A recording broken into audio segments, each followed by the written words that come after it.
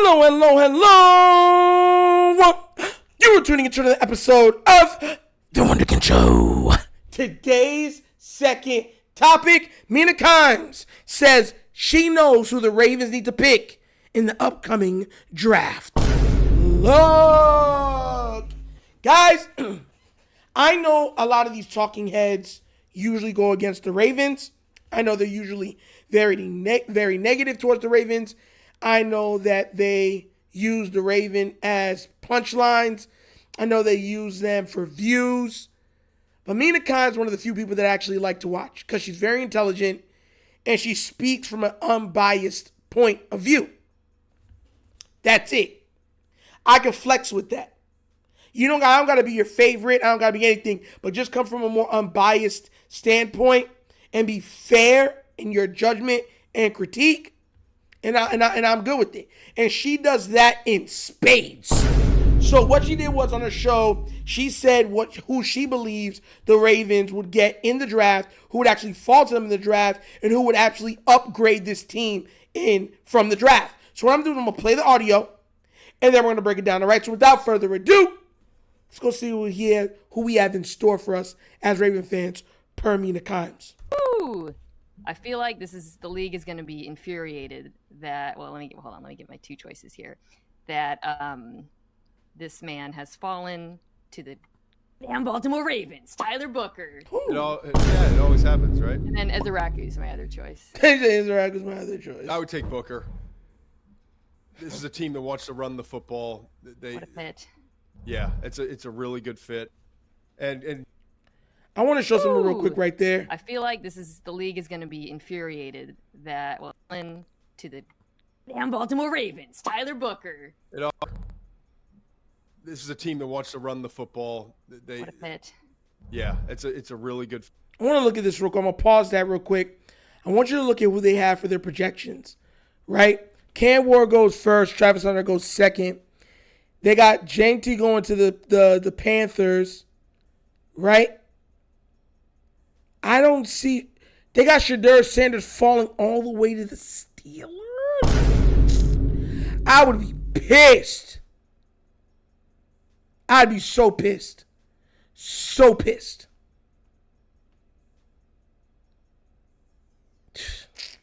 That'd be ridiculous. Absolutely ridiculous. Absolutely foolishness. But whatever. We'll let them continue, right? So let them continue. Fit. And you go back to Ozzy. You know, this organization is they are so patient. They wait, and there's always someone there. It feels like they're always picking in the 20s, and there's always someone that falls to them. And I think that this would be another example. And knowing the Ravens, like they might be even move back 3 or 4 spots and still get a guy like Booker and get an additional pick. So, yeah. So they want Tyler Booker. Now, guys, if you don't know who that is, he's a Alabama guy, offensive guard, 6'5", 321 pounds, 11-inch hands, 34.5 arm, 83.5 wingspan. I watched tape. I actually sat down and watched some tape on him. The guy is a force, an absolute force. The problem is he plays left guard, so that'd be Voorhees, right? So how would we do this? Because I'd rather Voorhees than Falele. So how would we do this? Will we move him to the right guard or move Voorhees to the right guard, let Falele sit on the bench? Or would they say, we're going to keep him? I mean, how would they move this around if we did get him? Mind you, if he goes to a run-dominant team, everyone has a first-round level pick on him. If he goes to a spread team, they got a 5th-round pick on him. So he's decent in pass pro. He shines in run blocking and more power run blocking. Man-to-man, up front, very disciplined, smart, all those things. So I can understand why you would fit the Ravens, because that's what we do. We do a power run scheme. We don't do a lot of stretch run, you know what I'm saying, zone read. I mean, we do zone reads, but you know what I'm saying, a zone running scheme like how you'd see from like a Gary Kubiak, the Shanahan system. Sometimes you might see 1 or 2 of it incorporated, but that's not what our base is. We're a power run team. And Guys, I'll keep saying this. I kept seeing people in the chats on the live keep saying Tyler Booker, Tyler Booker, Tyler Booker, Tyler Booker. So I went out and watched tape. I watched about 6.5 minutes, 7 minutes worth of tape on him. And every time I watched tape, all of his downs, he was sound.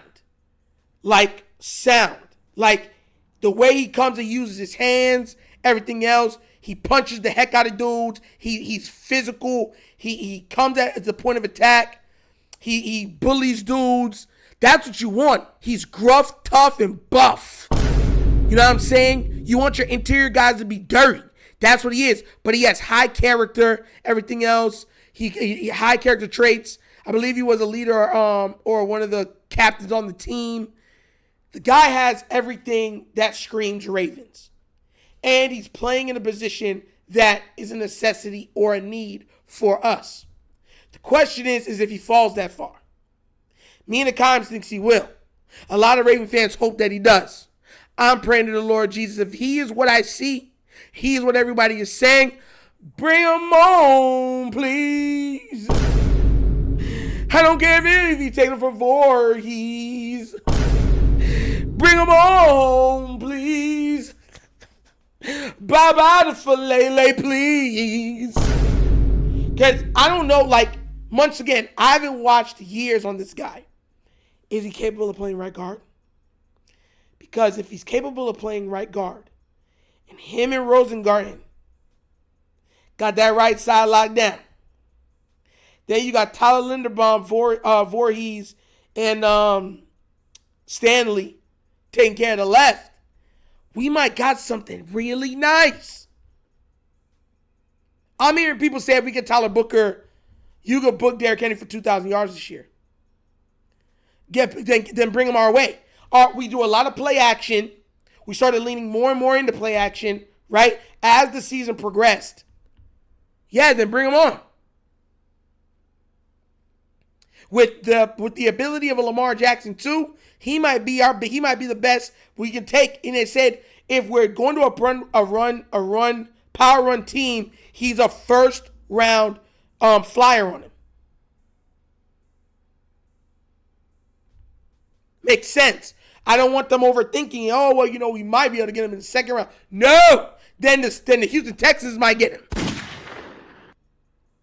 Or one of these other teams might come up and get him, unless we get a high second-round pick. Because I heard a lot of people saying that there's a chance the Ravens could move back.